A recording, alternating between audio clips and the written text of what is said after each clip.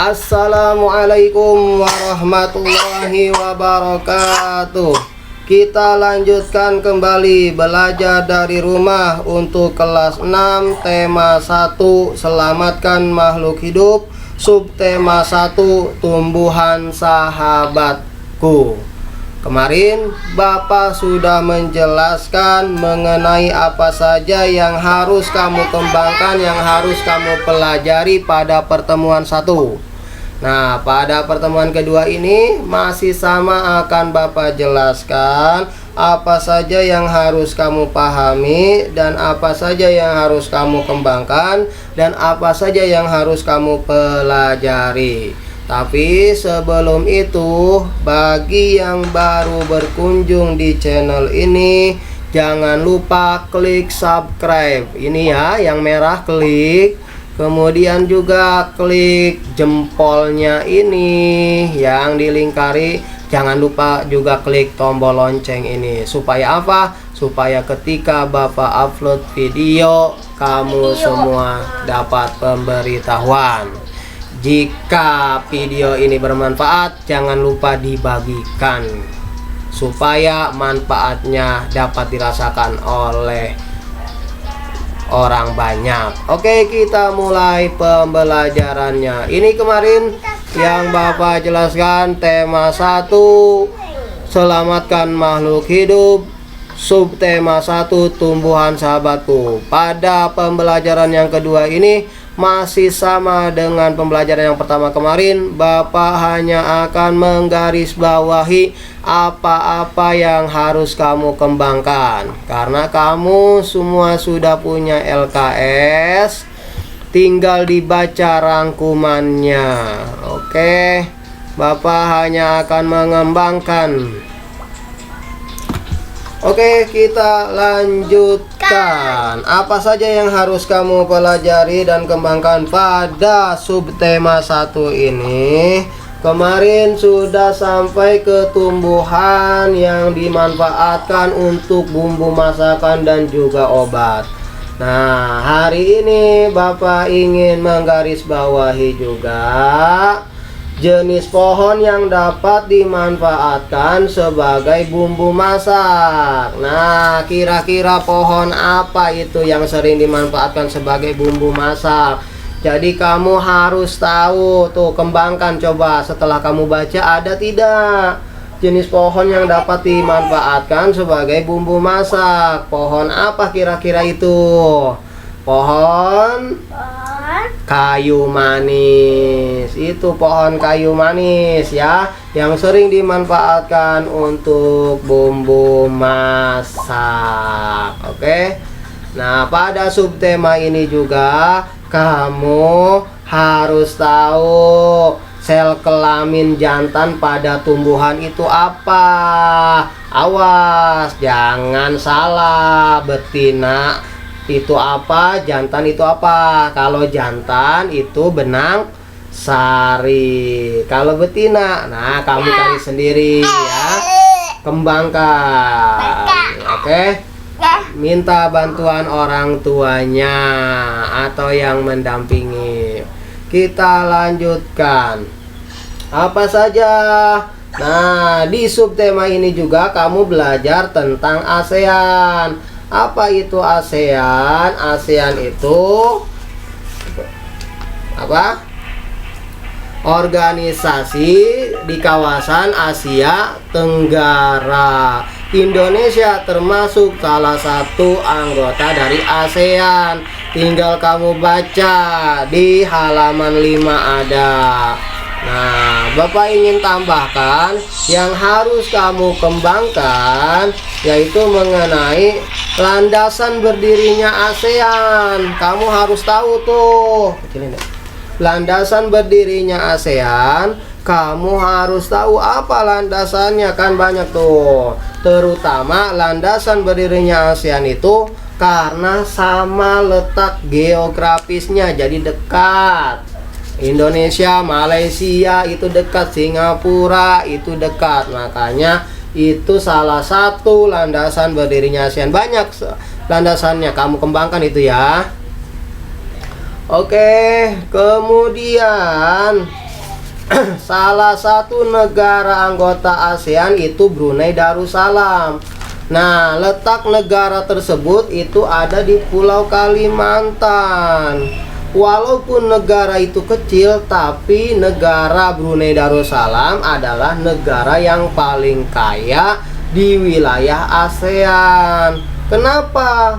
Karena perekonomian negara Brunei Darussalam ini itu mengenai perdagangan dan juga industri. Tuh, makanya negara Brunei Darussalam menjadi negara yang terkaya di ASEAN. Kemudian kamu harus tahu setelah membaca, ada di buku bacaannya pendiri-pendiri atau tokoh-tokoh pendiri ASEAN dari 5 negara. Indonesia siapa, Malaysia siapa, Thailand siapa, kamu harus tahu. Nah, misalkan Tun Abdul Rojak, dari mana Tun Abdul Rojak? Iya, Malaysia. Kalau dari Indonesia ada Malik. Oke, itu kamu harus tahu ya. Dari Thailand siapa? Filipina. Kemudian kamu juga harus tahu lambang-lambang negara di negara-negara ASEAN. Misalkan Indonesia Garuda. Nah, negara-negara yang lain apa?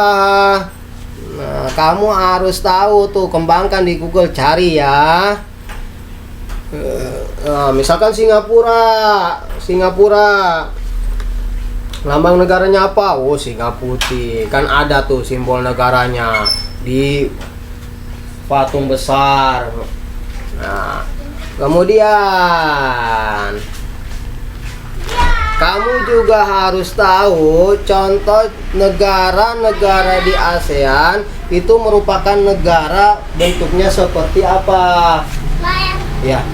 Nah, bentuknya apakah negara itu kepulauan? Apakah negara itu banyak gunungnya? Apakah gunungnya itu masih aktif? Kemudian bagaimana bahasa penduduknya? Nah, salah satu contohnya misalkan di Filipina, kan bahasa resminya itu Tagalog. Kalau Indonesia, bahasa Indonesia. Jadi masing-masing negara itu berbeda bentuk negara, kemudian bahasanya berbeda-beda. Itu kayak Filipina bahasanya Tagalog, kemudian Malaysia Melayu, Indonesia sama. Kemudian yang harus kamu kembangkan kembali itu mengenai mayoritas agama di negara-negara ASEAN. Misalkan di negara Asia Tenggara Filipina, mayoritas agamanya penduduk memeluk agama apa? Itu kamu harus tahu ya. Kemudian misalkan Malaysia, Islam. Laos misalkan Buddha. Iya, itu kamu harus tahu ya. Jadi kamu harus tahu. Thailand, Buddha. Oh, Laos bukan Buddha ya. Thailand yang Buddha mah. Thailandtung. Oke. Itu yang harus kamu pahami dan ketahui. Masih banyak yang harus kamu kembangkan karena itu subtema 1 itu untuk 1 minggu, bukan untuk 1 hari. Jadi untuk 1 minggu. Jadi kamu harus rajin mengembangkannya. Kamu cari materi-materinya mengenai tumbuhan sahabatku subtema 1 tentang makhluk hidup. Oke. Kira-kira apa lagi yang harus kamu kembangkan? Nah, kamu juga harus tahu negara sendiri. Pancasila harus tahu. Sila pertama itu apa? Sila kedua apa? Sila ketiga apa? Sila keempat, sila kelima. Kemudian kamu harus tahu penerapannya, bentuk penerapannya. Misalkan bentuk penerapan sila pertama Pancasila yang berkaitan dengan tumbuh-tumbuhan. itu berupa apa? Sila pertama apa? Ketuhanan yang Maha Esa. Bentuk penerapannya seperti apa? Yang berkaitan dengan tumbuh-tumbuhan yang ada di bumi. Nah, bentuknya kita harus bersyukur, kemudian harus menjaga tumbuhan. Nah, kenapa? Karena tumbuhan itu sumber kehidupan manusia. Jadi kita harus menyukurinya, kemudian harus menjaganya. Itu bentuk penerapannya. Sila pertama Pancasila. Jadi itu ya. Kemudian sila kedua. Nah, sila kedua bentuk penerapannya seperti apa?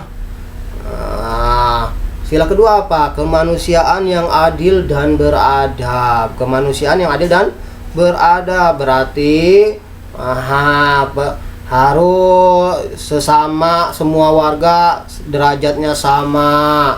Kemudian dalam menjalani kehidupan harus saling damai. Itu contoh penerapannya. Jadi kamu harus tahu ya, contoh penerapan sila-sila Pancasila dalam kehidupan sehari-hari. Oke, kemudian kemudian tadi ASEAN ada yang lupa ya. Kemudian hasil perkebunan, hasil ternaknya. Nah, kamu harus tahu ya hasil perkebunannya.